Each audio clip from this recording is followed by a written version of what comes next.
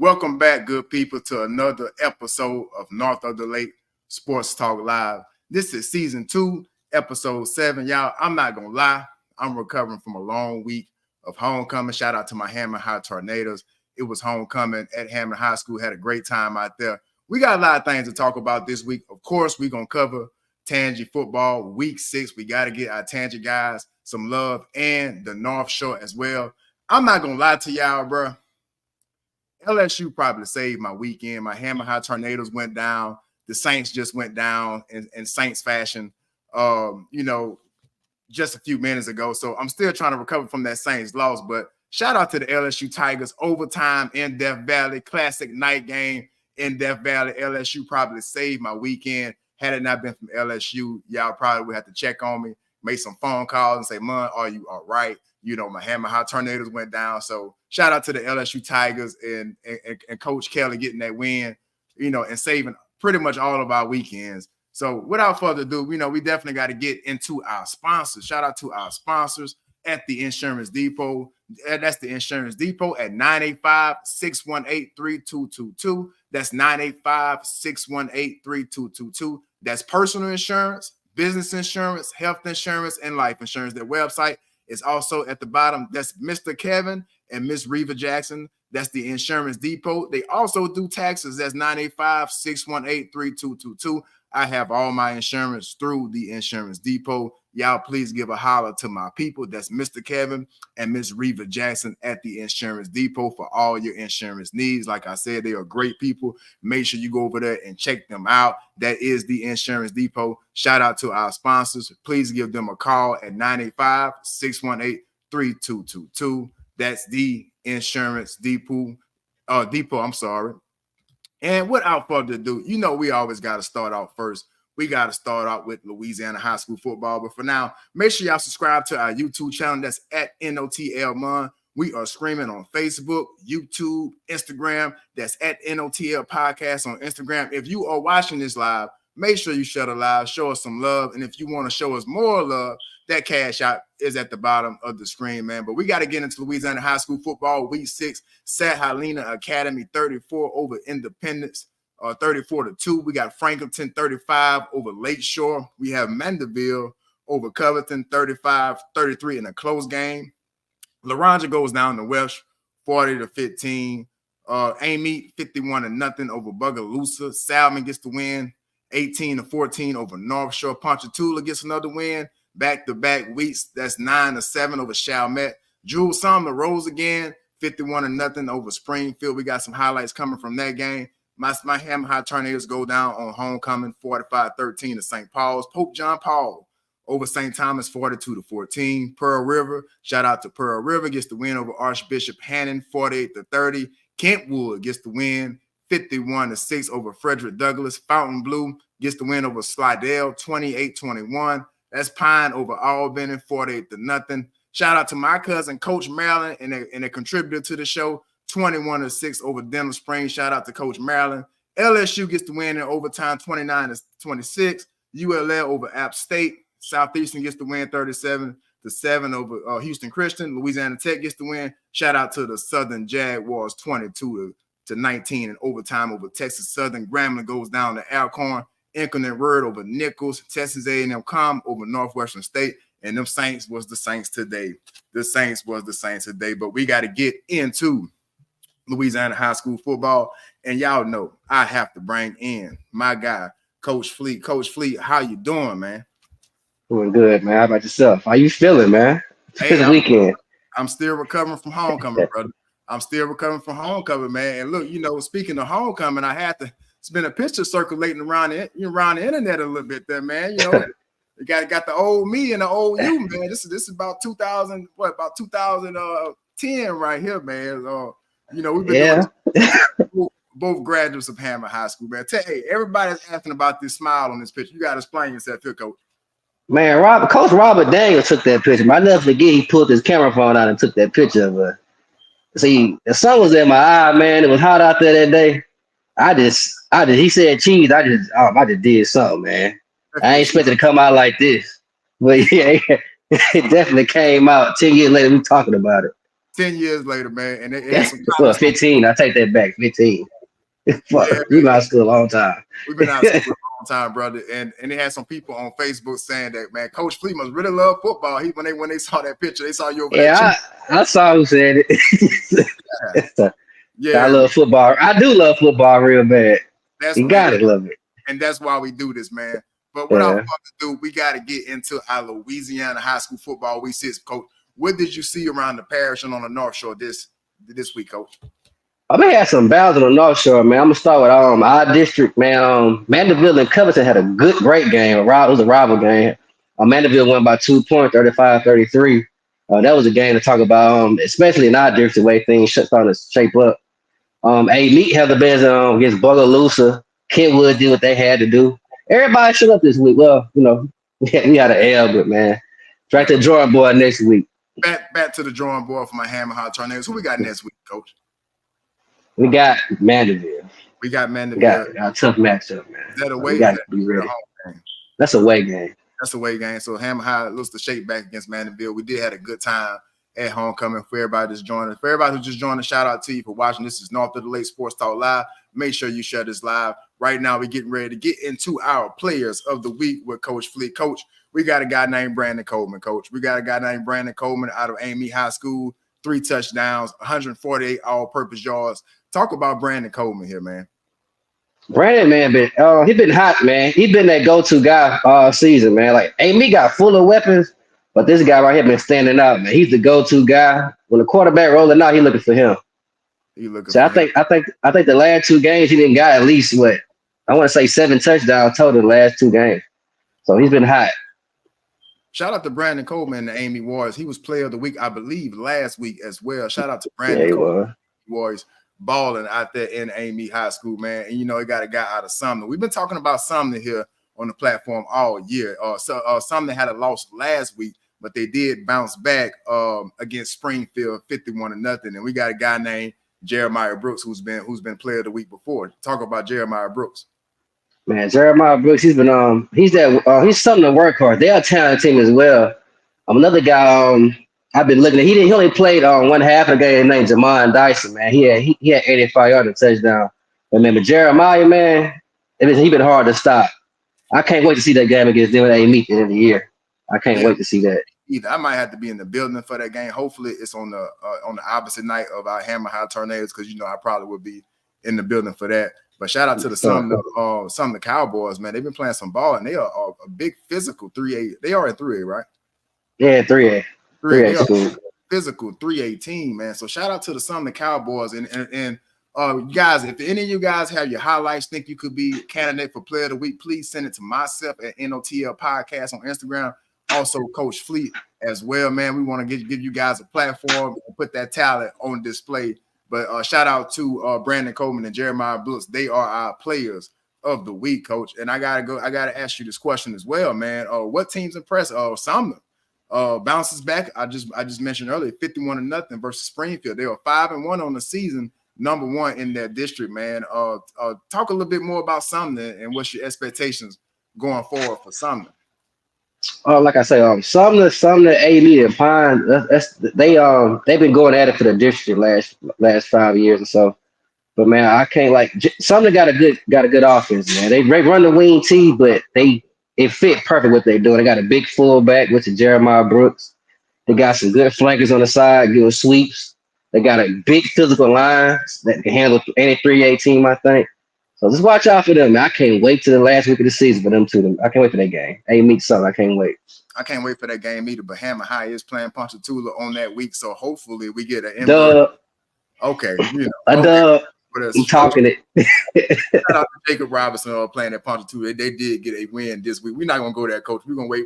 That's another time. Shout out to Jake. But that's another time for another day, man. But also, Kentwood is looking pretty good, 51-6 over Frederick Douglass. They 4-2 on the season, man. They got some speed out there. So, what you think about Kentwood? Kentwood gonna have speed, no matter what year it is, no matter what time they're gonna have speed. Like I said, district started for a lot of schools this week, so I'm looking for them. Like I say, waiting for them to make a stretch in their district, and they got Southern Lab last week of the season. So, everybody got a tough test end of the year this year. and that's fast. But shout out to Kenwood. They've been playing ball. They always gonna play ball. Seems like they always in contention for a title. Shout out to the Kentwood Kangaroos under the water tower. Shout out to you guys out there in Kentwood, man. Hey, I need some footage. So anybody out there in Kentwood, Sumner, North Tangy, or anywhere in the parish or on the North Shore as well. I don't want to discriminate. So all our guys on the North Shore, whether you at Covington and whether you're at Pearl River or any of our North Shore schools, send me footage. The more footage you send me, the more candidates I can get. I'm trying to expand to the entire North Shore. So shout out to our Tangy athletes and shout out to our guys also on the North Shore, man. And I got to give some love to our boy, Coach David Maryland, OC at Live Oak High School, friend of the program. They went and took care of business against Denham Springs, which was ranked in 5A, 21-6. Shout out to Coach Maryland, man. We got to give our boys. Shout out to Coach, man. Shout out to Coach Maryland. And kind of hurt our PowerPoints, Coach, but I'm glad you got the dub. We glad that shout out to our boy. That's Coach David Maryland. He is the OC at Live Oak High School. Shout out to them for getting the win over Denham Springs. Coach Maryland is a friend of the program. He usually joins us every week, but those guys have Sunday practice. That's why you haven't been seeing Coach Maryland on the program. But we got to give love to our boy, Coach Maryland, and them getting that win. I think a huge win against Denham Springs. So shout out to Coach Maryland. Shout out to the Live Oak Eagles. And going forward, and we wish them the best on their season going forward. Shout out to my boy David Maryland. I think Coach Leggett as well, head coach out there. Coach Leggett. Shout out to them, man. And we also have our game of the week. Our game of the week was St. Paul's versus Hammond. It was Hammond High's homecoming. Hammond hadn't beat St. Paul in over 20 years. Unfortunately, did fall short 45-13. We keep fighting to my Tornadoes. Shout out to St. Paul. They did execute. They did do what they had to do to win that football game. So shout out to everybody that was involved in the homecoming. Shout out to St. Paul for coming into a hostile environment, and they did get the win. St. Paul is part of the North Shore. So shout out to the St. Paul Cowboys on their win in Tornado Alley. It does hurt me to say this, but shout out to you guys, man. Much respect, much love, and appreciation to the Sumner. I'm sorry, I said Sumner. To St. Paul and getting the win in Tornado Alley, man. So, Coach, yeah, man, it was definitely a great week for Louisiana football, man. You got anything you want to add? Any more athletes on the North Shore and Tangy that we should look out for? Next week when we play Mandeville, got a running back. I want to say his name, Nate Shepard. Yeah. Man, we'll have to stop him. Nate Shepard. He been putting on the show this year, so we got to stop him, man. Watch out for him. Another guy, Jamon Dyson, man. Watch out for him. He's one of the flankers for them. He go both ways as well. So them two, of course, watch out for Kenyatta Fleet next week. And also Taryn, the quarterback for him. I think we're going to have some big stuff next week with them too. Yeah, shout out to TJ. Shout out to Kenyatta Fleet. He had a good game for Hammond High School as well.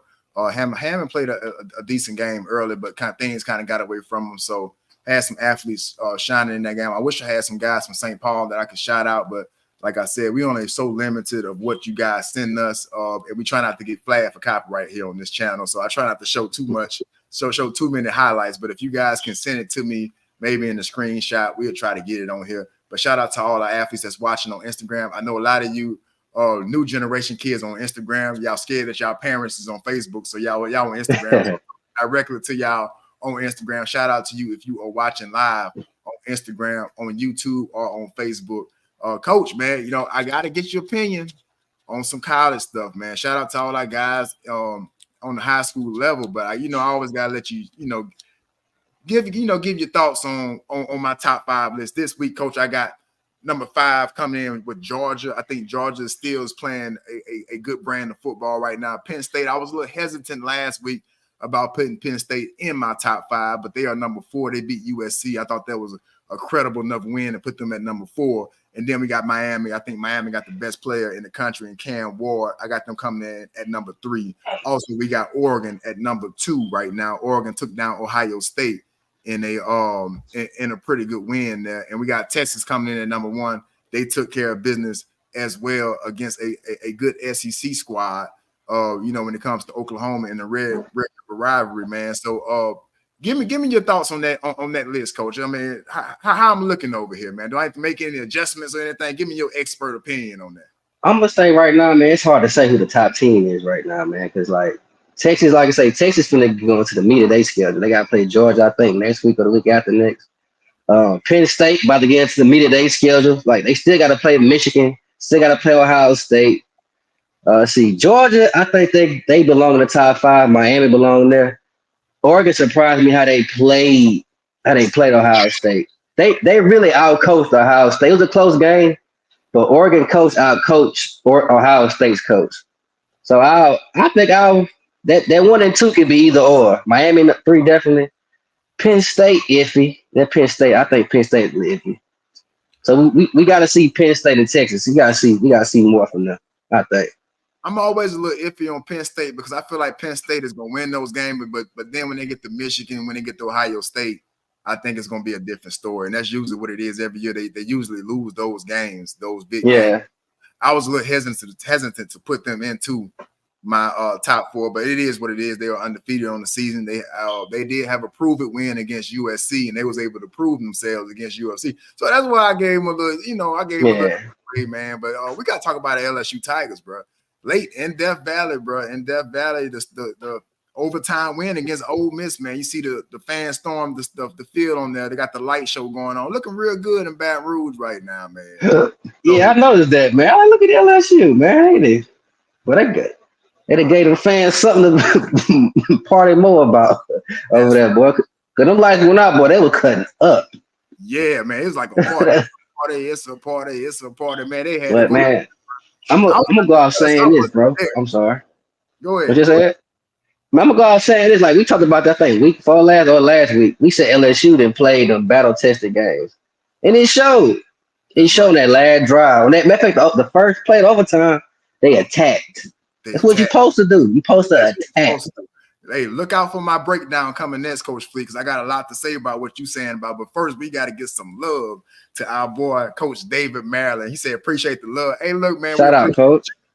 We appreciate you, man. And shout out to you guys for getting that big win against Denham Springs. That's our boy, Coach David Maryland, OC at Live Oak High School. Shout out to y'all for getting that big win, man. Friend of the program, contributor to the program, man. Look, we proud of you, man. We proud of you. So anytime you want to come back, anytime you got that time, man, come on in here. We're going to talk some football. We're going to talk some football, Coach. But we already know y'all boys over there working, so we're not going to bother you, But when you got some free time, come on back and get in the mix, bro. We got to talk some football. You already know we got a lot to talk about. You see what these Saints did today, Coach. So, we got a lot to talk about. I'm not going to lie to you. Look, Coach, I'm not going to lie to you, bro. If it wasn't for LSU right now, your boy would be doing down bad right now. I'm not even going to lie to you. You know what I'm saying? Y'all have to be making some calls to the house, making sure everything all right. But shout out to the LSU Tigers, man. Shout out to Coach David Maryland, man, and the Live Oak Eagles, man. Shout out to them, Coach. Anything you want to add before I get into these LSU Tigers, Coach? What y'all got next week? Arkansas, which is not. Okay. Y'all can meet at y'all schedule too, man. So we about to see. We got a brother back there throwing the ball and running. Yeah. You know how that can go, Yeah. So. You know how that can go. We got a quarterback that can extend the play, Coach. You already know how that can go, man. So we got some football again some good football again next week. We got Hammond, got Mandeville, LSU got Arkansas. The Saints got the Broncos. Sean Payton is coming back to New Orleans as well, man. So that's gonna be something to watch out for Thursday night as well. It's gonna be a Thursday night. Okay, and Sean Payton is coming back to the Big Easy, so you got to look out for that too, man. It's gonna be interesting. Oh, man, it's gonna be it. It's gonna be fun by the end of the week. Me play Pine too, man. It's a good game too. Beating Pine, okay. We might have to, hopefully somebody plays on a Thursday night, and I get to both of those games. Yes. We gonna see. We gonna see. But Coach Fleet, man, look, we appreciate you joining the platform. I got to get into these LSU Tigers, the saviors of my weekend, because I was on the edge over here, Coach. I ain't gonna lie. I had a couple drinks, man. I had to have a couple drinks, Coach. I mean, it was a stressful weekend for football. It was a stressful weekend. Man, shout out your brand, man. Tell us about 9MA Fitness before you go. My 9MA Fitness training, man. I train athletes, women, anybody. I train anybody, man. I can do it all. But man, I mainly specialize in athletes. So man, if you're an athlete in the area, the North Shore, come see me. Let me get your game up. I'm battle proven. All the athletes that came through here, so come on. Holla at your boy. That's Coach Fleet, man. We thank you for joining the program, Coach. Let me get into the Tigers. I got to get my spirit up. Them Saints just let me down. So we gonna talk. You know, when I get off, I'm gonna call you. We're gonna talk some more football, man. All right, brother. Have a good one. All right, you too, man. Shout out to Coach Fleet, and that's Coach Fleet at Naomi Fitness. Shout out to everybody that's watching this live right now. If y'all leave a comment, I can put it on the screen like I just did. Coach Maryland from Live Oak High School, friend of the show, contributor. Shout out to Coach Maryland for getting the win against Denham Springs, ranked in 5A. So shout out to Coach Maryland, first year offensive coordinator at Live Oak High School. But if you want your comments on the screen, whether you're watching on Instagram, you can't leave a comment on Instagram. So I do recommend that you tune in on YouTube. You can leave a comment. I can put it on the screen just like I did our boy Coach Maryland right there. So shout out to Coach Maryland. Shout out to everybody that is watching this live. But before I go forward, I have to give some thanks and some love and some appreciation to our sponsors. That's the Insurance Depot. That's at 985-618-3222. That's 985-618-3222. That's personal insurance, business insurance, health insurance, life insurance. They also do taxes. Please give Kevin and Reva Jackson a call at 985-618-3222. That's 985-618-3222. That's Kevin and Reva Jackson, the Insurance Depot, for all your insurance needs. But like I said before, guys, man, listen, bro. Your boy was over here on the edge. I'm not going to lie. Like I said, my Hammer High Tornadoes did go down. And I was like, you know, one thing I cannot afford in my weekend is a trifecta. And what I mean by a trifecta is my high school team going down, the LSU Tigers going down, and the New Orleans Saints going down. If I have a trifecta, then I'm going to have some type of reassurance. I have to have some people call me, make sure I'm okay, because that's just not a good weekend for me, you know, when it comes to my favorite teams, man. And it was a tough weekend, but the LSU Tigers did take care of business and raise my spirits. LSU gets the big win in overtime against Ole Miss, 29-26. This game started out as a defensive struggle. I don't think nobody really kind of had that coming. Nobody thought this was going to be a defensive game, but that's exactly what it was. And had it not been for LSU's defense, I'm not sure if LSU would have been in this game at all. But this was one of the best defensive performances I have seen at LSU in quite some time. I mean, we might have to go back to 2019 defense with, you know, that Joe Burrow team in 2019, one of the greatest teams ever. You might have to go back that far to find the last time that LSU played this well on defense. I mean, it kind of reminded me of the defenses of old. And, you know, and one of the more impressive things that I seen from this team is Garrett Nussmeier struggled early. The offense was off. The running game wasn't there, but they found a way to win. They kept pressing on. But I do have some concerns about that offense. I think this LSU team is pretty good. I think this LSU team can compete with anybody in the country. The only problem is the lack of creativity on the offense. I thought at times that this game shouldn't have been so close. Or LSU, I think LSU outplayed Ole Miss for the majority of that game. It just came down to execution on offense. There was a play early in the game. It was maybe like a 4th and 1 or a 4th and short. And it was just I don't know if it was an outside zone that they was trying to run, but it just didn't work. It was predictable. It was slow developing. And it was just a weird call on 4th down. And that's one of the criticisms I have of Brian Kelly and his coaching staff.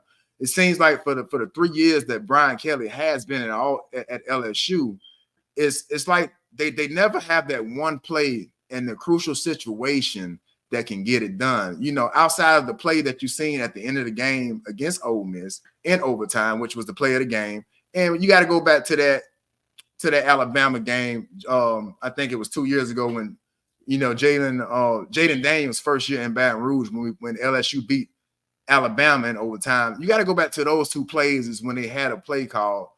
But often in real game situations, I feel like LSU just doesn't have the answer on offense. They lack that creativity. That's one of the problems I think LSU has.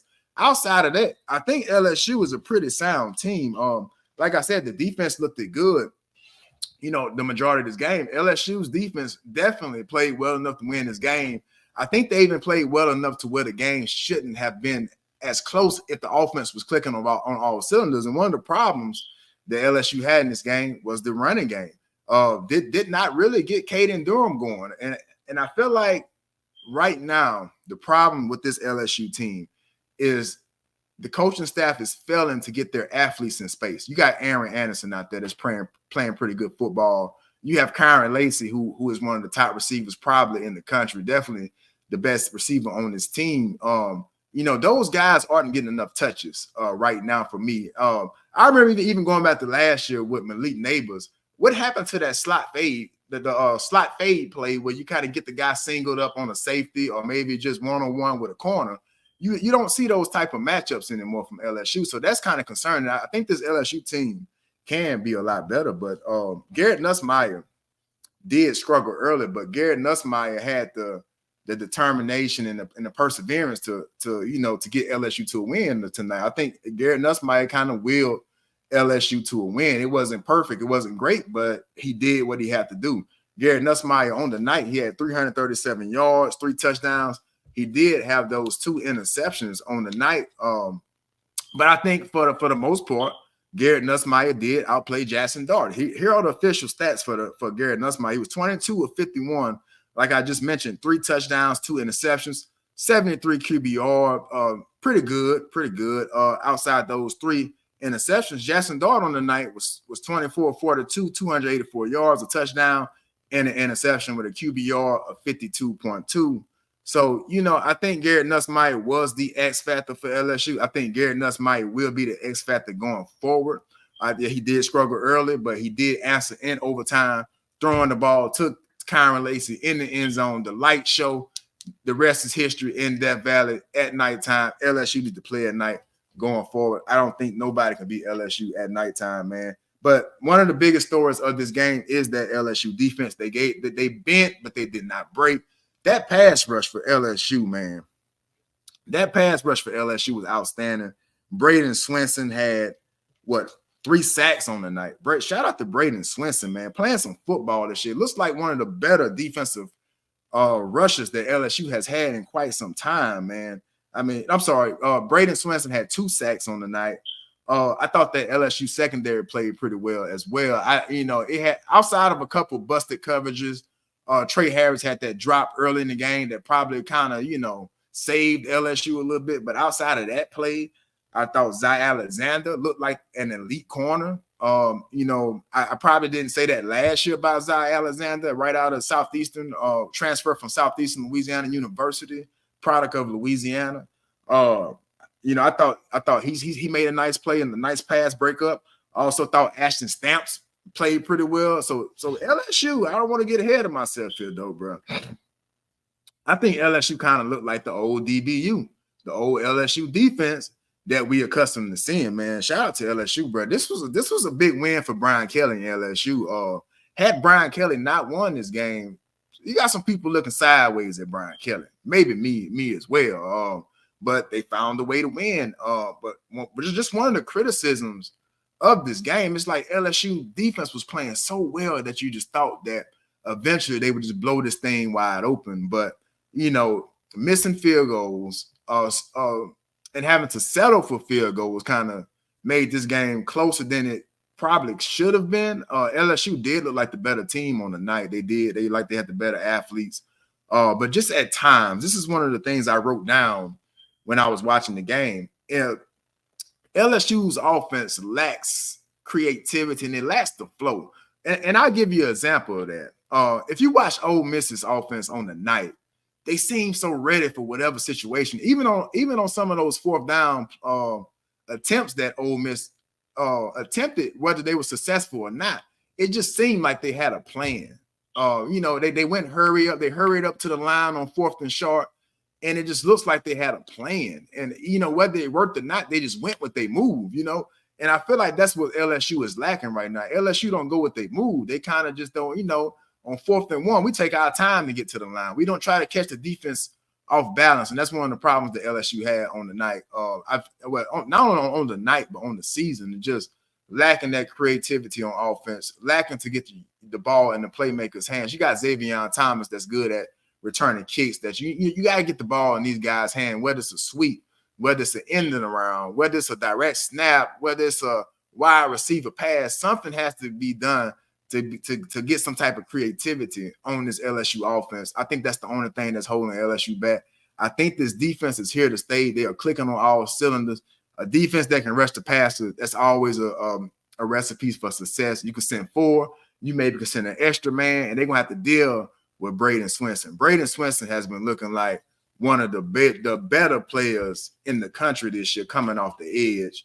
And it got me asking questions. Y'all know I'm good for getting carried away. Y'all know that. Y'all know I start saying crazy things on this platform, just like I did with the New Orleans Saints.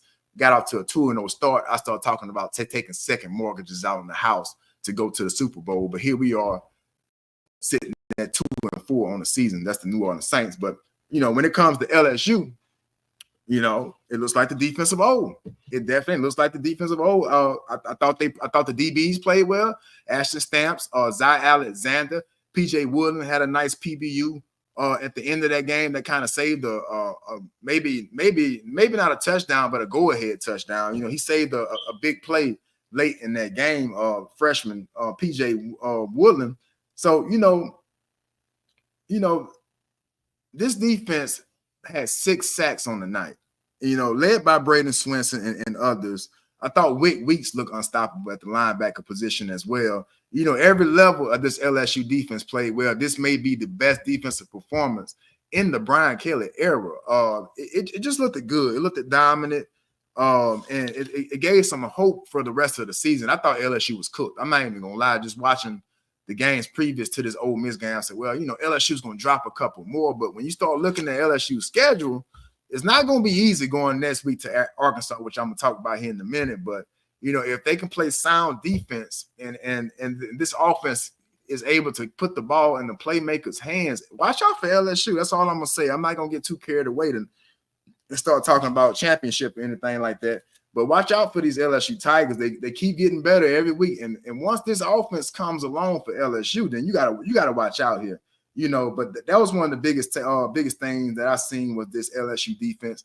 They look like the defense of old. I seen those safeties playing some pretty good football. Minus a couple blown coverages, but for the most part, I thought LSU looked pretty good. I was impressed. LSU saved my weekend. They probably saved yours too.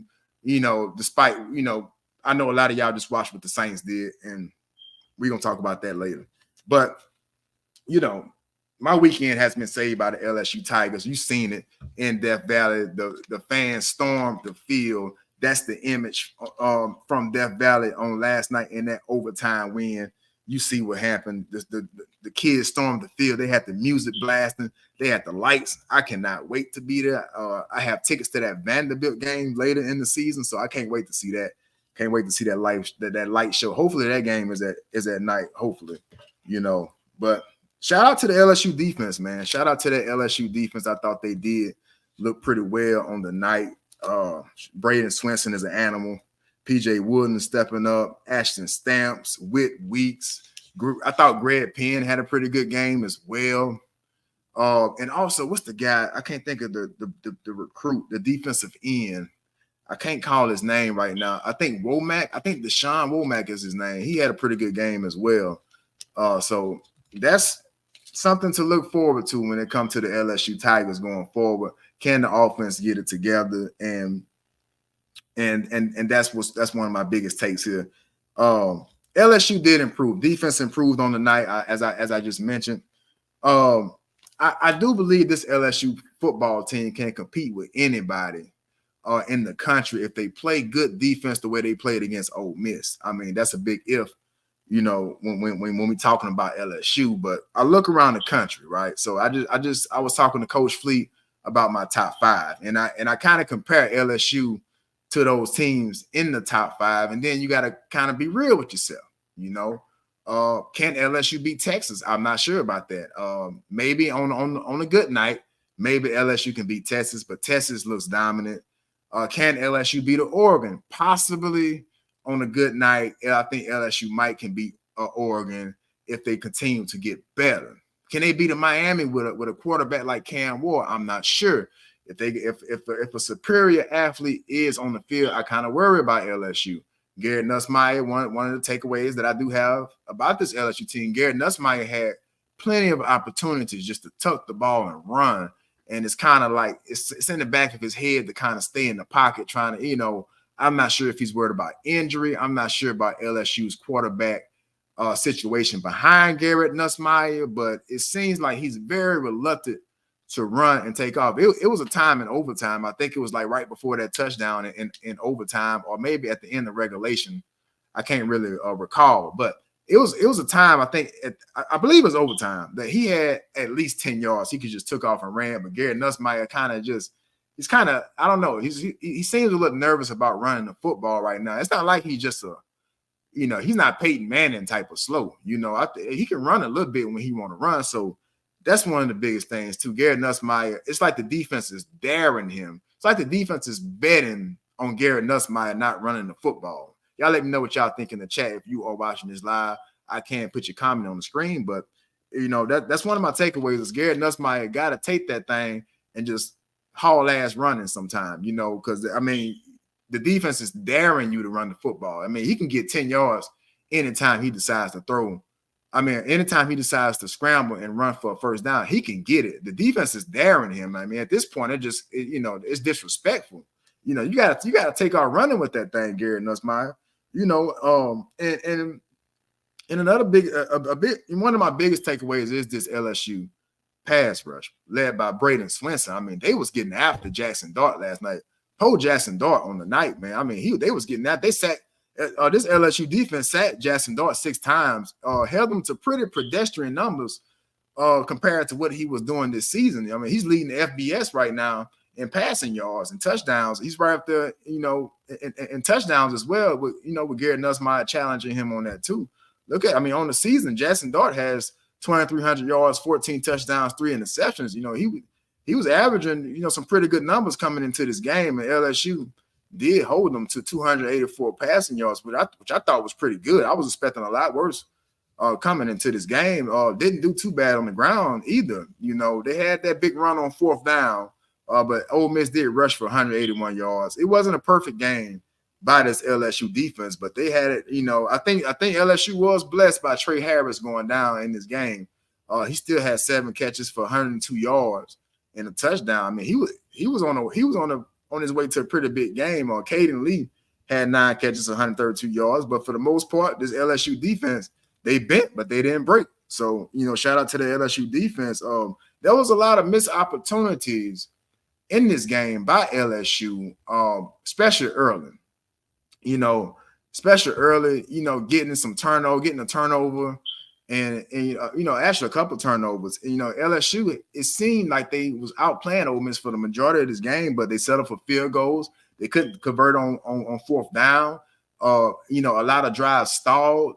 So there's enough talent on this LSU offense to where they should be playing better. So it's going to come down to the coordinators for LSU. They have to be able to put a better brand of football on the field for LSU going forward as they get ready to play these Alabamas. Arkansas is coming in next week. Ain't no joke. We're going to talk about that here right after. Arkansas ain't a joke. Arkansas is 4-2 on the season, man. And 2-1 in conference. So LSU wanted to bring it next week. We still got LSU still has Alabama, Oklahoma, Texas A&M playing good football. So this LSU team got to get a lot better if they plan on being competitive in the SEC and making the college football playoff. Short yardage continues to be a problem for LSU. That's one of my biggest takeaways. It's like that 1 yard. It cannot get that 1 yard. Seems like LSU overcomplicates things in short yardage situations. No creativity. You kind of know what's coming. Very slow developing, which tells me that's part of execution. That's part of game planning. That's part of coaching. The player, I think they have the talent to be able to compete. It's just, can you put that talent in good position and in good situations? A la Aaron Anderson, a la Kyron Lacey, Xavier Thomas, all these guys. Hopefully Chris Hilton, the speedster, is back soon. We seen Trey Green, freshman tight end, get a touchdown as well. You got that talent on offense. You got to find a way to get these guys the ball. I think this LSU team is not playing up to their full potential. You see defenses coming on. You see Blake Baker out there making his money. So the OC got to make his money as well. That's just how it goes. You see one side of the ball getting better. The other side is still kind of struggling, but they did get it done at the end of the game in overtime. That strike from Nussmeier to Kyron Lacy. I thought that could have been called offensive pass interference, but the refs didn't call it. LSU wins in Death Valley. Shout out to the LSU Tigers. So we got to look ahead. Got to look ahead to this LSU versus Arkansas game. I think this is a dangerous game for the LSU Tigers. They got, like I was telling Coach Fleet, they got a brother back there throwing the ball. His passing stats are not that impressive, but he can run the ball. You know, Taylor Green is second in rushing on Arkansas's team. He got 326 yards on the season rushing. He also has 1,500 yards through the air, 5 touchdowns, 5 interceptions. He is a little turnover prone, so that's a positive for LSU, LSU defense that is getting better. But this is not a team that LSU can take lightly. Arkansas can run the football. They have a running back with over 500 yards on the season, and Jackson, 10 touchdowns. They got a receiver that can run a little bit, and Armstrong. So this is not going to be a walk in the park for LSU. LSU is coming into this game versus Arkansas 5-1 on the season, undefeated, 2-0 in SEC play. Arkansas is 4-2 on the season, 2-1 in SEC play. So this is going to be a showdown, and this going to be a night game in Arkansas for LSU. So hopefully, you know, the LSU fan base can travel well, get down there to Arkansas and get down there and start making some noise. Because this is a game that LSU has to win. This is a trap game because this is the game that, you know, if you're an LSU fan like me and you've been paying attention, Arkansas is the team that's going to play LSU the hardest. I don't care how good they are or how bad they are. They're going to show up to play LSU. So this is going to be a game that LSU has to win. This is a must win for Brian Kelly. You know, Arkansas has big physical receivers. Can these DBs hold up again? Like I said, I just said they look like DBU last night against Ole Miss. So we're going to see what LSU looks like against Arkansas. They got some big physical receivers. Arkansas has looked good on the season. I mean, they have looked pretty good. They stood toe-to-toe with some of the SEC's best. You know, so this is a pretty good Arkansas team. They did lose to Oklahoma State early in the season. They lost a close game to Texas A&M, who looks pretty good. Hung in there for the longest with Tennessee this week. So this actually they got the win against Tennessee. Okay, so yeah, Arkansas won against Tennessee. I didn't realize that, 19-14. So they beat a good Tennessee team. So this is going to be an interesting one for LSU. This is a Arkansas team that's been putting together some wins. They lost some close games. Also lost close to Oklahoma State. So this is going to be a tough game for LSU and Brian Kelly, man. So they cannot look over Arkansas. If you know LSU football, if you know LSU, this is a game that always comes down to the end. Look what happened in 2007. You know, when LSU lost in overtime to Arkansas in that championship season. We all know what happened there. You know, so this is gonna be a test for the LSU Tigers, bro. They got to bring it. They got to scrap them chin scraps up because you ought to know how Arkansas coming, man. But I do think Garrett Nussmeier will be the advantage in this game. I think Garrett Nussmeier is a lot better passer than what Arkansas has right now. So, you know, this is going to be a game that Garrett Nussmeier has to show that he is elite. He is the quarterback that we all think that he can be against Taylor Green. Garrett Nussmeier on the season, almost 2,000 yards on the season, 18 touchdowns, 6 interceptions, putting up pretty good numbers, putting up pretty good performances. He drove LSU down late in the fourth quarter to tie the game against Ole Miss. And then he also, you know, Ole Miss kicks a field goal in overtime. Garrett Nussmeier find Kyron Lacy right corner of the end zone to get LSU to win. So it's going to be interesting against Arkansas. This is a game that LSU cannot go in here overlooking. So we're going to see what LSU does against the Arkansas Razorbacks. It's always a hard-fought game. Shout out to you if you are watching on Facebook, YouTube, and on Instagram. The scores are at the bottom for Louisiana high school football as well, and also college, and also with the Saints is at the bottom of the screen, which we're going to get to in a minute. But I have to talk about my college football top 5 right now, what I see going on in the country. Let me know if y'all agree, disagree, or you think that, you know, if you think your list is better, leave me a comment and tell me what would you change about this list. But I got Georgia coming in at number 5, why do I have Georgia still in my top 5? I feel like Georgia is playing a consistent brand of football. We know what Kirby Smart stands for. They're going to play defense. I think they're going to be in it at the end. I just can't put some other teams over Georgia right now, not even Alabama, who beat Georgia. Alabama is more inconsistent than Georgia right now. So I'm going to go with Georgia and Carson Beck under Carson Beck's leadership in that offense and that defense. So at number 4, this is a team that I struggled with last week. I said, I told y'all last week, I'm not so sure about Penn State. I don't know if I can put them in my top 5 because they always seem to lose to Michigan and Ohio State at the end of the year. But they did go down and take care of business against USC. So, I thought that was a pretty good win for Penn State to get in my top 4. I still have some concerns about Penn State. Are they talented enough? Are they diverse? Do they have enough speed, enough talent on the field to compete with some teams that's above them in this ranking? I'm not so sure about Penn State, but they are undefeated. They did get a good win against USC. So I got Penn State coming in at number 5. And at number 3, I got the Miami Hurricanes. I've been telling y'all all year, I think Cam Ward is the best player in the country. That's why I got Miami at number 3. I'm not sure Miami is the best team in the country, but they have the best player. They are playing well. Their schedule is favorable for them to win. So I got Miami at number 3. Until Miami shows me otherwise, Miami will be in my top 5 until somebody puts them in their place. But I have not seen it yet. At number 2, I got the Oregon Ducks. Oregon did take down Ohio State. I had Ohio State in this top 5, but since Penn State won, since Oregon got the win, Oregon is coming in at number 2. I thought they played a pretty good game against Ohio State. They played pretty well on defense. Dylan Gabriel looks like one of the best players in the country right now. Oregon did struggle early to a Boise State team that doesn't look all that bad. All of a sudden, they got a Heisman candidate in that running back.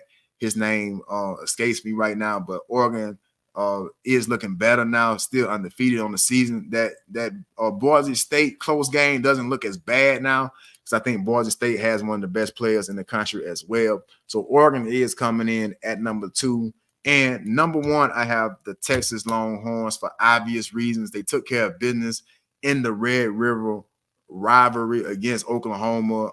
Left no doubt. I mean, they went in there and won 34-3, put up some points. And I think Texas, I know Texas is the best team in the country. Texas finally got quarterback Quentin Ewers. I always struggle with that name. Y'all know that if y'all watch the platform. But they got their starting quarterback back.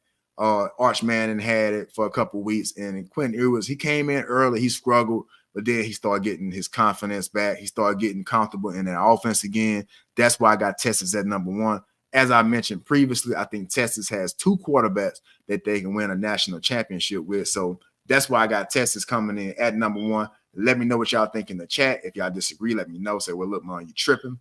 I got this as my top 5. Well, let me know what you think about that because like I said, I got a couple questions about my own top 5, but, especially coming in at 4 with Penn State, I was kind of thinking about at one time maybe putting somebody like a Alabama or LSU even into the equation over Penn State. And it's only, I'm not giving Penn State their credit because of what they have done in the past. Penn State has always done this in the past. They get out to good starts. And then once their schedule gets down to Ohio State or Michigan, they usually drop the ball. So I'm still watching out for that. I think Clemson is looking pretty good right now as well. Notre Dame is making the push. A lot of people's talking about BYU, but, they got to show me what that schedule BYU does. Ohio State, I thought about putting in here, but I wasn't going to put Ohio State over an undefeated Penn State. So we got to watch Ohio State going forward on the year. But let me know what y'all think about that top 5. That is my top 5 with Texas coming in at number 1. I mean, and just until somebody shows me different, I think you got to give that respect to Texas. Oregon had an impressive win against Ohio State. So you got to kind of give the flowers where the flower is deserved. And that goes to my question, which has been a very obvious question since the beginning of the season. I just think Texas is that good. I was talking to Coach Fleet earlier. I said, you know what? I think Texas reminds me some of those old Nick Saban Alabama teams, I don't see a weakness. I mean, they got the quarterback, they can run the football, they can play defense. They got the skilled players to, the receivers that can catch it. Just all around from even, in the trenches, this team looks good. I mean, I was watching those D tackles get after people, man. They look agile. They look, they some big physical guys that they have on their defensive line, and they be getting after people at Texas, man. I think Texas is the best team in the country. I haven't seen them really hiccup. And this was a good Oklahoma team that Texas played. I mean, this is not the old Texas where we can rip jokes at. I think Texas is for real. They was in the national championship last year, bro. So this is a Texas team that you got to take seriously. I mean, undefeated on the season. They've been running through everybody. So I think Texas is the best team in the country. I think Oregon got a little bit to say about that. Oregon, took down Ohio State, but I think they still got some flaws there with Oregon too. So you got to watch how their season play out. But I think Texas is it this year. You definitely can't ignore Georgia. Definitely can't ignore Ohio State. I know Ohio State just lost to Oregon, but in the AP Top 25, they still have Ohio State at number 4. Not NOTL Mon, but this is the AP Top 25. I think LSU is making the case for being ranked a little higher if they continue to win. Especially got Alabama coming up, got Arkansas coming up, got some real big games for LSU coming up as well. I think Miami deserves to be in that conversation. Like I said, Miami has one of the best players in the country in Cam Ward. So you gotta look at that. I don't think Tennessee is out of it. Don't think Notre Dame. It's interesting that Iowa State is 6-0 right now in the Big Ten. They gotta show me. I'm just being honest with you. Iowa State, I'm not a believer right now. Y'all gotta show me. Y'all gotta play somebody big time, and we'll see how that go with Iowa State. But I thought I'd give them a little mention. Like I said, I'm not too sold on Penn State either, but we'll see. We'll see. But let me know what y'all think. Who is the best player? Who is the best team in the country right now? Leave it in the chat right now, and I can put it on the screen, and we can kind of go have some dialogue or some discourse and see what y'all talking about, how y'all feeling. But I got the Texas Longhorns as the best team in the country. Let me know what y'all think. Let me know what y'all think on that. I got the Texas Longhorns been the best team in the country. Our LSU Tigers here in Louisiana has improved. So I think LSU has a lot to look forward to, a lot to build off of. If this LSU offense can get to the point to where they're getting their athletes touches, watch out for LSU. The defense look like they have taken a step. They tackled well, they covered well, they got after the passer, which in this explosive offense that Lane Kiffin has. They held Ole Miss to 26 points, which I think is a pretty good feat considering what we have seen at LSU in the last couple of years. So we're gonna see. We're going to see. Let me know what y'all think in the chat. Shout out to everybody that is watching on Instagram right now. I see a lot of people watching on Instagram right now. Shout out to you if you are watching on Instagram. Shout out to my boy, Big J. I see you in the chat. Man. Shout out to everybody that's watching on Instagram right now. Shout out to Johnny. Johnny, I see you over there watching too as well, man. But we got to get to those New Orleans Saints, the party poopers of my weekend. It's feeling pretty good about LSU last night, and here come those Saints. The Saints will do it to you. The Saints did lose to the Bucs 51-27. Early on in that game, I thought the Saints was cooked. I thought they was toast. I thought they was done. I thought they was out of here. But the Saints did fight back. The Bucs got out to a 17-0 lead early in that game. Turnovers. Chris Olave left with a concussion, but he did fumble the ball. I think they ran it back all the way to the house, got on the board early. That first drive by Baker Mayfield and that offense, they went right down the field. You thinking it's going to be a long night, but the Saints did fight back. Shout out to Spencer Rattler. Spencer Rattler did come in and, give the Saints a little spark. You could feel a little spark going on with the Saints here early on with Spencer Rattler. He was getting out the pocket. He looked pretty good. He was able to rally this team back from a 17-0 deficit late in the third quarter. The score was 27-24, New Orleans. And on the day, Spencer Rattler, I thought he played pretty well. The stats may not indicate that as much, but I thought there was some things that they could have did to kept that success going for Spencer Rattler.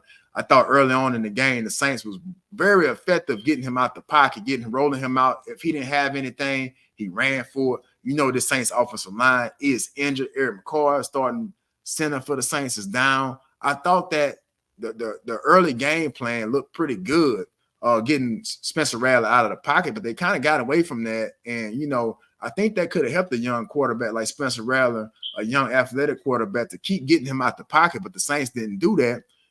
And the run game looked kind of weird. So the run game didn't help Spencer Rattler either, but he was 27 of 40, 241 yards, a touchdowns, 2 interceptions. He did turn the ball over, but I don't think Spencer Rattler lost the game for the Saints. I thought it was just overall execution. Had some drops as well. The receivers was not helping out Spencer Rattler, and I just have to say, this Saints offense just lacks talent. I mean, just period. When Chris Olave went down, I mean, the Saints didn't have anything. I think Rashid Shaheed went down as well, if I'm not mistaken. Correct me if I'm wrong in the comments, y'all, but I do believe Rashid Shaheed went down as well. And outside of that, I mean, Alvin Kamara as well had some big drops in this game. It was a long third down. I thought that I think it was like midpoint of the game. It was a long third down. It was like a screen they had set up for Alvin Kamara. He dropped it, and I thought that could at least got the Saints in better field position for a punt, maybe flip the field. He dropped out when he dropped another crucial catch. It was a lot of drops. I felt like the Saints receivers and the playmakers didn't help Spencer Rattler any at all, especially the offensive line. I don't think the coordinators helped him a lot. You know, they didn't get him out the pocket enough. He was effective at times running, and I think that's why Spencer Rattler got the start over Jake Haener. Jake Haener is not as athletic as Spencer Rattler, so I think that was a good thing by Dennis Allen and his coaching staff to go with the start over Spencer Rattler. He looked good, and my question to y'all is Spencer Rattler the future? Let me know in the comments right now. I could post it on the screen. Let me know if y'all think that if Spencer Rattler is the future. He'd had some moments in this game where it looked bright. The future looked bright. I think he gives you more than what Derek Carr can give you. You know, we all know that Derek Carr has been criticized under pressure. He's not as good with a crowded pocket. Spencer Rattler, a lot in this game, had to run for his life. But even in some of those moments where he had to extend the play, he was able to get the ball out of his hands, make a play, some for good and for bad. But I want to see a guy who's going to throw that thing. You know what I'm saying? Even if you throw a couple interceptions, like going back to Garrett Nussmeier yesterday against Ole Miss, man, look, he threw a couple interceptions, but he kept throwing that thing. And that's what Spencer Rattler did. He kept throwing that thing. You can't just because it's going bad, don't mean you gotta be conservative, because then that becomes a mind thing. But you saw with Spencer Rattler, he wasn't rattled, you know, at all. You know, put that on a t-shirt. Spencer Rattler wasn't rattled. You know, he kept coming back. So I think the future is bright with Spencer Rattler. I'm not going to chalk this loss up to him. I'm not going to give a lot of criticism to a guy who started his first game in the NFL. You know, but the defense played well. Paulson Adebo early with that interception, you know, pretty much saved the game for the Saints. You know, the turnovers. Cam Jordan caught a pick. We had another pick that the Saints caught, I think, off of deflection. I can't remember who got that one, but the Saints defense stepped up. They came to play. They made it very. I mean, without the defensive performance, I don't think this is even a contest at all. You know, especially the way the Saints got out to a deficit 17-0 in the first quarter. So I think Spencer Rattler did play well enough to win. It just came down to certain execution, and the Saints just got out too slow of a start. Even though they did rally back, they just couldn't keep that momentum. They couldn't keep that flow on offense. I thought they should have let Spencer Rattler get outside the pocket a lot more than he did. A lot more easy throws, a lot more roll them out, run and shoot type of things like they was doing early in the game. I thought had the Saints kept doing that, I thought it could have been better results. But nonetheless, the Saints did go down 51-27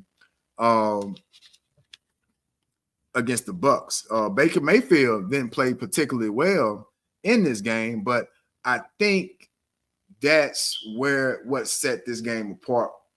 Was Baker Mayfield was the veteran, Spencer Rattler was the rookie, and it showed. Baker bent, but he didn't break. He threw them interceptions. You know how Baker Mayfield is. Sometimes he can rip you apart, but then he'll make that play that got you kind of scratching your head, you know. So he had some good and he had some bad in this game. And for all Saints fans to make you feel a little better. I got the Cowboys game going on right here in front of me, and the Cowboys is losing 37-9 to the Detroit Lions. So if y'all need to feel a little better, tune in on Fox. The Cowboys right now is losing, 40-9 against the Detroit Lions. So if you need to feel a little better, switch over to Fox. The Cowboys getting their ass whooped. So if you need, a little better of a day like I do, sit here and watch these Cowboys. But I did think the Saints looked pretty good, but there was no running game for the Saints in this game. Alvin Kamara had 13 carries, 40 yards. He did have a touchdown.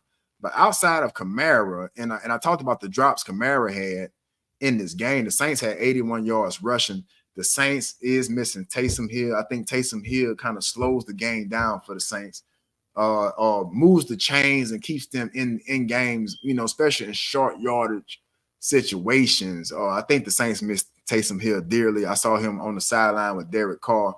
I think Derek Carr, if he don't get back and Spencer Rattler keep balling, I ain't trying to ruffle no feathers, but Spencer Rattler looked pretty good. I mean, despite the 2 turnovers he had, he looks better than Derek Carr in certain situations. Derek Carr, the first 2 games of the season did look pretty good, but Spencer Rattler has something that Derek Carr doesn't.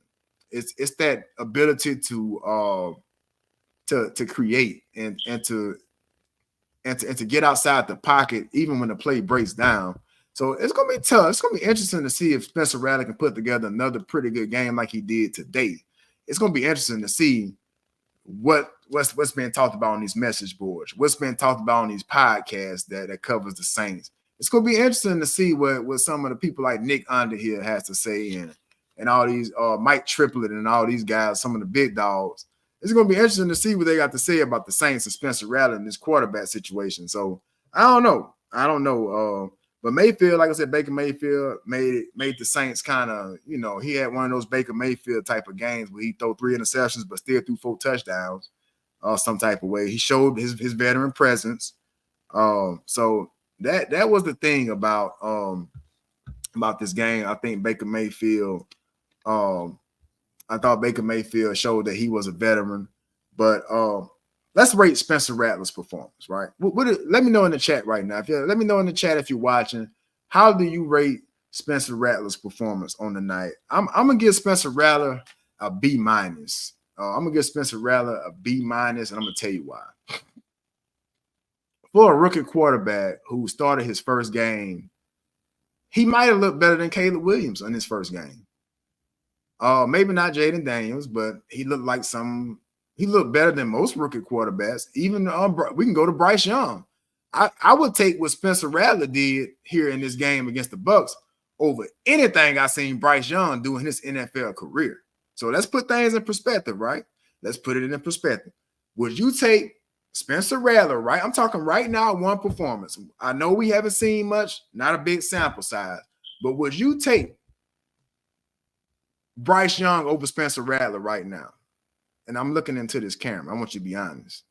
I know it's one game, but what I've seen in one game from Bryce Young what I've seen in one game from Spencer Rattler trumps anything I've seen that Bryce Young do in the last 2 seasons, and he was benched earlier this year. So I like Spencer Rattler chances. So I'm gonna give him a B-. I'm giving him that minuses because I think had he had a better offensive line, had he had better talent around him, I think Spencer Rattler could have gave a better performance. Had he had a better talent around him. I mean, he had some guys catching the ball. I mean, Bud Memes, which had a pretty good game. Bud Memes had a pretty good game, but Bud Mims is like a 5th or 6th round pick. Rookie at that. Olave goes down. I think I mentioned Shaheed goes down. I'm not sure about Shaheed, so let me know what y'all, if y'all know in the comments, did Shaheed go down in this game? But I know I stopped seeing Shaheed at one point. So Olave, the Saints' 2 top receivers, Olave and Shaheed, was pretty much non-factors in this game. And after that, I mean, it was some guys that they had off the street out there catching football. They could have called me and Coach Fleet out there, and we probably could have gave him a quarter or 2, maybe 2 receptions, 28 yards or something like that for me, because I still got my athleticism. But my win ain't there right now. Just give me 2 weeks on that New Orleans Saints, and I'll be out there in training camp if y'all need another receiver. But right now, you got some guys coming off the streets making catches right now. And it kind of makes you scratch your head when they got rid of A.T. Perry. I think A.T. Perry could be making a difference right now. I don't know why he was in the doghouse or why the Saints released him, but I think A.T. Perry could be making a difference right now. At least he has some experience, but the Saints had some rookie, almost undrafted or late drafted receivers playing football today, and I think that hurt Spencer Rattler, but I would give Spencer Rattler a B-. Y'all let me know what y'all think in the chat. What would you rate Spencer Rattler's performance today? I'm going to give him a B-. Let me know what y'all think. I mean, he was 22 of 40, 243 yards, a touchdown, and 2 interceptions. He had a 60. He had a 27 QBR, which is terrible. But his rating wasn't too bad. He had a 60.7. That's if you want to compare it to Baker Mayfield. Baker Mayfield's QBR was 51.9 with a rating of 97.6. Like I said, Baker Mayfield definitely was the veteran in this game, and he showed that. So the Bucs did what it take to win the game, but I think Spencer Rattler did enough to make this a quarterback controversy, or at least a quarterback conversation, because I do believe Derek Carr is out of a couple more games. But you know Derek Carr would try to suit up and boot up even though he hurt. And I'm not so sure that's what the Saints need right now. I think that's why Spencer Rattler got to start, because of his athleticism, because I think Dennis Allen and the Saints know that this offensive line is not what it should be. So I think that was a determining factor in starting Spencer Rattler over Jake Hayner. So we're going to see going forward. But them New Orleans Saints did go down 51-27 against the Bucs. Y'all see I'm a little discombobulated. It's been a long weekend.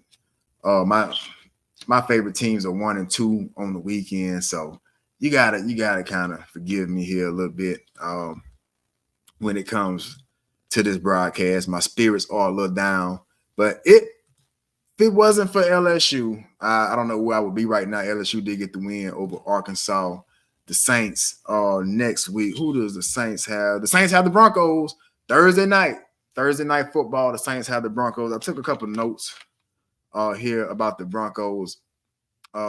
Looking forward to this game against the Broncos. Sean Payton comes back to New Orleans, to the Superdome Thursday night on Prime Video, which I hate. I got to go to my streaming app to screen the game. The NFL just greedy people, man, horrible people to make you pay all that money. But there's ways around that. There's Fire Stick. There's IPT TV. It's a lot of different ways around it. I'm gonna let y'all know now. But the Saints, but Sean Payton is coming back to New Orleans for the first time. Bo Nix has been playing terrible football. I'm sorry, it's just been terrible. It hasn't looked good for Sean Payton. But the Broncos are surprisingly 3-2 on the season, a better record than the Saints. They are 3-2, surprisingly. So, Sean Payton is doing something over there, but Bo Nix stats is horrible. I mean, 800 yards on the season, 3 touchdowns, 4 interceptions. But when I look over at Derek Carr, he's doing a little better. Derek Carr is the leading passer for the Saints, 8 touchdowns in the season, 4 interceptions. But I do think Spencer Rattler probably will be starting the Thursday night game as well, by it being a short week. And I think I did read that Derek Carr is going to be out for a couple games. So haven't been able to rush the ball well. The Denver Broncos, their leading rusher has 190 yards on the season. Sutton is their best receiver, 224 yards on the season, a touchdown. I'm not so sure if Shaheed will be back for the Saints. I'm not even sure if he was hurt, but I didn't see him late in that game. So Shaheed is our leading receiver. So the Saints does look to be the favorite in this game. ESPN Analytics has the Saints has a 51% chance to win this game, but I don't know with the Saints. Spencer Rattler is going to have to step up. Sean Payton is a game planner, so you got to watch out for the Saints versus the Broncos on Thursday Night Football. It's going to be an interesting game to see when Sean Payton comes back to New Orleans, and it's also going to be interesting to see how the crowd embraces Sean Payton. Is we going to boo in the Superdome, or is the fans going to applaud Sean Payton for winning the Super Bowl in 2009, What y'all think about that? Let me know what y'all think in the chat. What's gonna happen when Sean Payton comes back into the Superdome? If you were there in the Superdome, what would you do? Let me know what you think in the chat. I'm kind of on the fence about this a little bit. Love Sean Payton when he was here. 2009 was the best time of my life. I'll tell everybody this.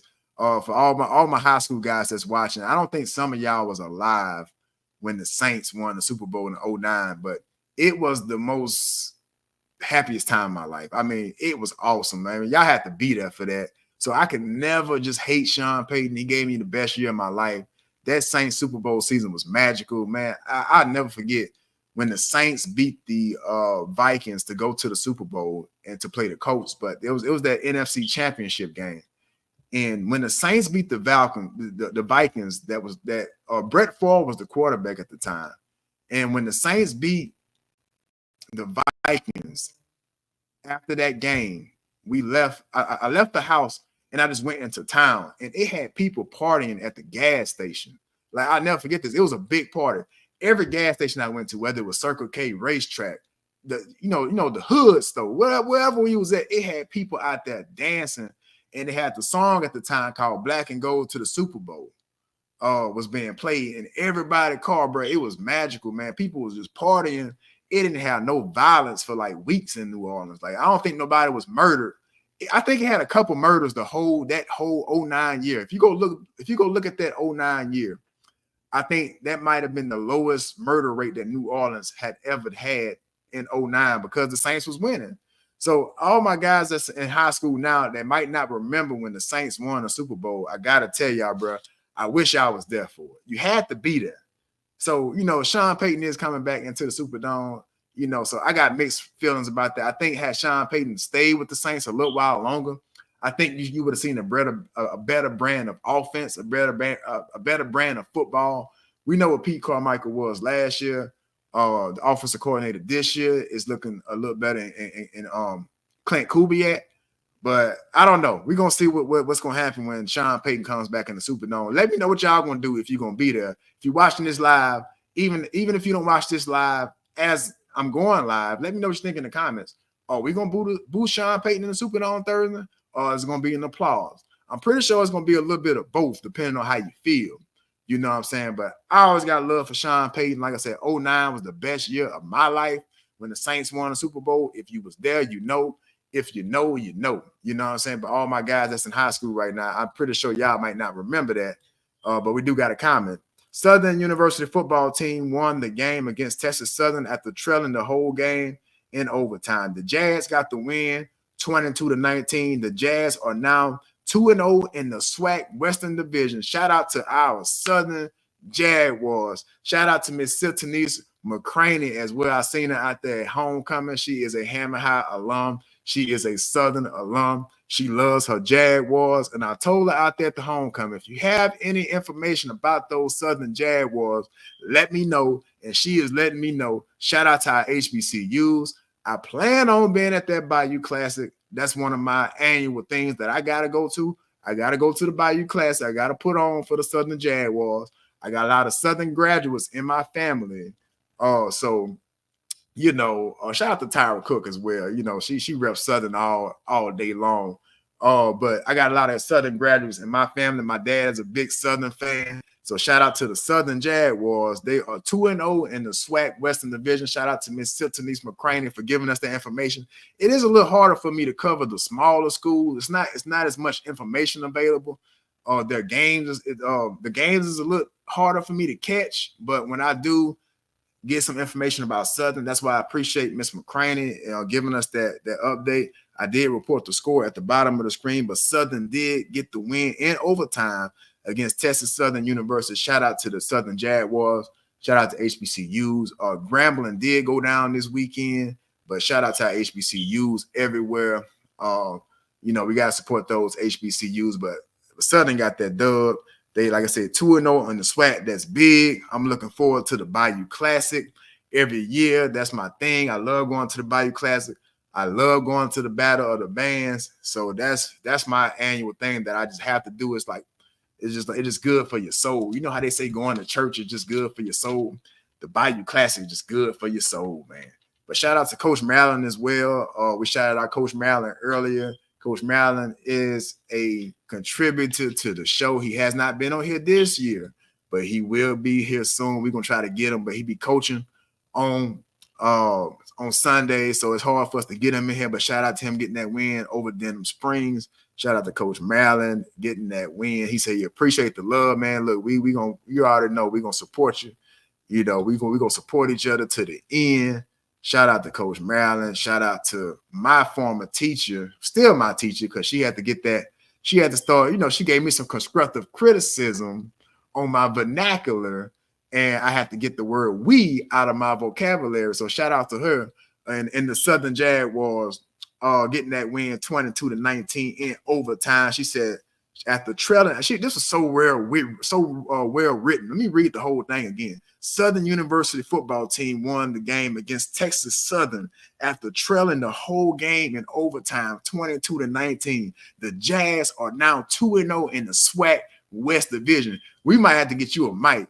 We might have to get you mic'd up, and we might have to get you in here talking about the Southern Jaguars, because that was beautiful. You could tell that she a teacher because that's written so well. I couldn't have wrote it no better myself. So we're going to have to get her in on here and talk about them Southern Jaguars, because I definitely want to get them in here. I definitely want to get some highlights. And, you know, when we get more time, we're going to span the show. And she over there laughing at me. Look, I appreciate you. It was good seeing you at homecoming. It was good seeing you at homecoming. Said, yes, you are not French. So I had to make sure, you know, I got my vernacular right for my former teacher. You know, she stay on me. So, you know, we need people like that in our community to stay on us. But I'm going to give some more love to our high school guys, and I'm going to get out of here. Shout out to our high school guys that is watching on YouTube. Hey, y'all, look, y'all my biggest artists. I love and I support y'all, man. Shout out to everybody that is watching. Shout out to our Tangent guys. Shout out to the entire North Shore. I see y'all in here watching. I see Darius Cervic, one of the best players in the state of Louisiana at D tackle. I see a couple more. I see my nephews up in here. I see a couple more people in here. Shout out to you if you're watching on Instagram. I see Coach Fleet is in the building. Shout out to Coach Fleet that joined us earlier, talking some high school football. But I got to give some more love to our high school guys. This is Brandon Coleman out of Amy, Louisiana. Been balling this year. You know what I'm saying? He was our player of the week last week as well. This is Brandon Coleman, 3 touchdowns, 148 all-purpose yards, and he added 5 tackles. That is Brandon Coleman balling this year. And our boy out of Sumner, Jeremiah Brooks. He you know, Sumner look big, they look fast, they look physical for a 3A team. And Jeremiah Brooks 2 times North of the Lake player of the week as well. Out there balling, you see him. He breaking tackles, being physical, getting to the end zone. That's what he been doing all season. Shout out to those Sumner Cowboys as well, man. They've been out there balling up there in North Tangent. I got to get out there and see y'all play. I promise you that. I'm gonna make my way up there to the water tower. I'm making my way out there to what I like to call the hole. That's some of the high school out there. Dip down in there, hole down there. Y'all know what I'm talking about here in Tangible Hope Parish, but I want to shout out our guys from high school. Our game of the week was Hammer High versus St. Paul. Hammer High did catch the L on homecoming night, 43-13. Shout out to Coach Buckles and the Hammer High Tornadoes. We look forward to y'all bouncing back next week. But I'm not going to keep y'all too long in here. This is North of the Lake Sports Talk Live. This your boy, Amon Rashawn. You can find us on Instagram. That's at NOTL Podcast. Like I said, all the scores are at the bottom of the screen. If you would like to donate, the Cash App is at the bottom of the screen. And also after the live, if you didn't watch it live, please leave us a comment. I would love to argue with y'all in the comments. I don't mind. I got a little time. So let me know what y'all think about the live, if there's anything I can improve. Also, if any business people are watching, I have sponsorships that you guys can get, just like I have a sponsorship right here from the Insurance Depot. That's the Insurance Depot. Personal insurance, business insurance, health insurance, and life insurance. That's at 985-618-3222. That's 985-618-3222. That's Mr. Kevin and Miss Reva Jackson. They do all my insurance for me, whether it's business, personal, health, life insurance. Hell, they even got my home insurance through them too as well. And they do my taxes as well. So it's a one-stop shop at the Insurance Depot. I thank you for our sponsors. And if you would ever like to come in, I'm gonna start doing call-ins on the show. If y'all think that'll be a good idea, if you want to give your opinion, you want to call in and talk. Maybe you don't want to be on camera. Well, guess what? I can do that for you. You can just call into the show, give me your opinion, and we can go from there. But y'all, this is where I'm gonna wrap things up. This is North of the Lake Sports Talk Live. This is season 2, episode 7. I'm signing out. Y'all have a good week. Y'all be blessed, and thank y'all for y'all love and y'all support. I'm gonna keep doing what I'm doing as long as y'all keep watching, man. This your boy Mama Sean, man. I appreciate y'all, and that's it.